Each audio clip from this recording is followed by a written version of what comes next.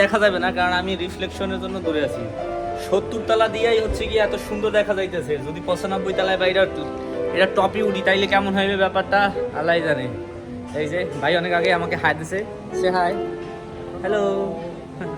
সে অনেক আগে আমাকে হাই দিছে, নাইস টু মিট ইউ। এখন হচ্ছে গিয়ে উঠবো হচ্ছে কি 95 তলায়। 95 তলায়, এটা হচ্ছে 70 তলায় আছি।